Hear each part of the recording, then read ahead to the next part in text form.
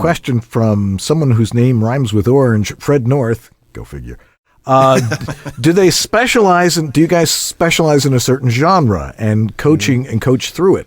Are there accent and vernacular differences? Are accents and vernacular differences ever an issue? No. I mean, we worked with Memo. Memo's Mexican. Yeah. Matt Cowrie. Matt Cowrie's probably a classic he's an example. Aussie, I mean, Matt's an Aussie doing American accent voiceovers and big time. You know, so no, I don't see any of that as a barrier. No. Alrighty, George. This one's from Craig Davis. He says, "Good point on the dated material because voices also change, and with age and the length of a demo. Is it 60s, 90s? I'm an old radio guy and did exactly what Dan explained, but I do realize I have to be updated. 60s is 60 the target. seconds. 70 if you've got some really good stuff that you feel like you have to pack in there. But as we said, I mean, even if they get through the first 5 seconds, they've really made up their mind by 20, 25 seconds. And the rest is there if they want it. But I can't remember the last time I played a demo in a casting session all the way through for someone. I can tell you exactly the only demo I've actually listened right the way through, and funnily enough, it was Matt Cowrie. And this was years ago when I first came across Matt. I don't know how we crossed paths, but I listened to one of his demos, and it blew me away because he was doing everything in American accent. I just could not believe it. It was flawless, and I listened all the way through. But that's an exception, not the rule. And we're talking about a freak, really. Yeah, he is. Yeah. Talented guy, very talented guy. Indeed. I think there was part 2. It was on the next page or the next line, saying what sells better, a video demo or audio demo? Is a video demo needed these days? Distracting. Yeah. You just want them to focus on your voice. Yeah. You don't want them to look at you and go, oh my God, he's too old.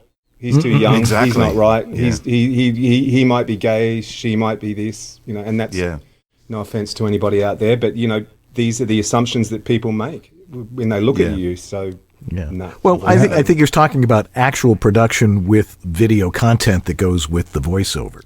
Okay. Yeah, but then again, it's still distracting. So. Yeah. No.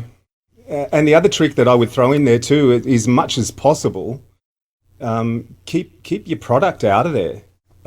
Like people love to go, hey, look, you know, Jim Beam, Chrysler, blah blah blah. But the problem that you have there is all of a sudden it's conflict. All of a sudden, it's, oh, hang on, we're casting for you know, I don't know. Having said that, car company A, he's done car company B, so move on. Having said that, we did actually include Jim Beam. Yeah, but I don't know that it's necessarily you have to do it on everything. Yeah. But you know, would I do a demo where every spot had a brand attached, especially if it was a big brand? I don't know that I would. For that reason. Yeah, you have to be a little bit careful, a bit mindful. Yeah.